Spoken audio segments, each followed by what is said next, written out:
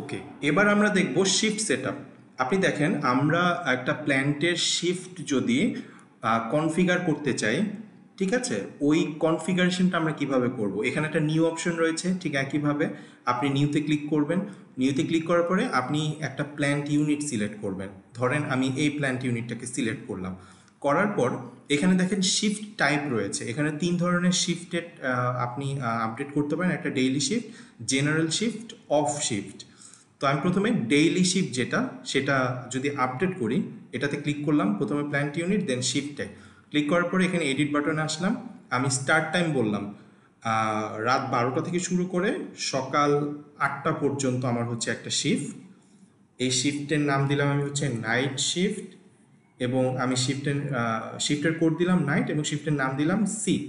ওকে, আমি আরেকটা লাইন এখানে অ্যাড করতে চাই, সেটা হচ্ছে সকাল 8টা থেকে শুরু করে বিকেল 4টা পর্যন্ত আমি ধরে নিচ্ছি আরেকটা শিফট হবে।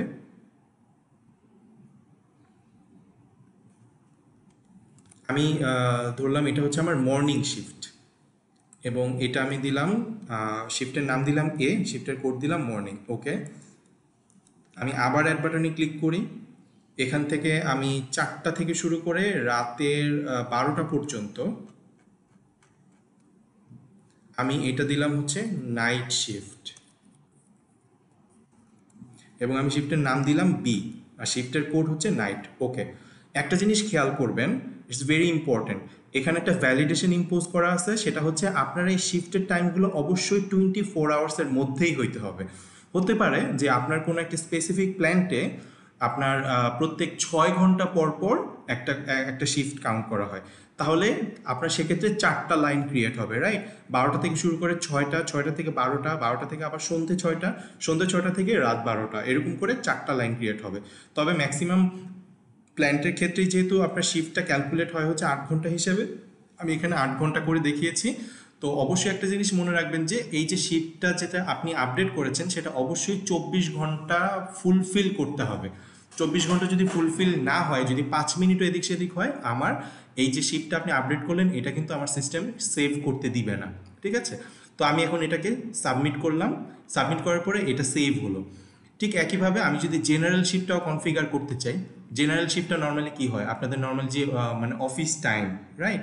তো আমি সকাল 9টা থেকে শুরু করে বিকেল 5টা পর্যন্ত যদি কনফিগার করি,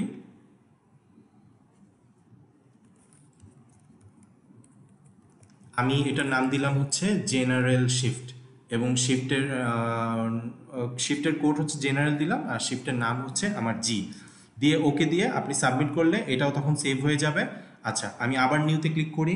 এখান থেকে ওই স্পেসিফিক প্ল্যানটাকে ধরলাম। এখান থেকে আপনি যদি অফ ডেটাকে কনফিগার করতে চান, অফ ডে কনফিগার করার জন্য ওইখানে আসলে কোনো স্পেসিফিক আর টাইম দিতে হয় না, আপনি জাস্ট শিফটের কোডটা লিখবেন অফ, আর আমি শিফটের নামটা দিলাম ও, দিয়ে ওকে করে আমি যদি সেভ করি তাহলে এটা সেভ হয়ে যাবে। এবং পরবর্তীতে দেখেন এটা হচ্ছে শিফটের যে লিস্ট পেজটা, এখানে এসে আপনি জাস্ট কোনো একটা স্পেসিফিক প্ল্যান্ট ধরেন ক্লিক করলেন, ক্লিক করার পরে আপনার ওই আপনি যেটা কনফিগার করেছেন সেই লিস্টটা আপনি এখানে দেখতে পারবেন।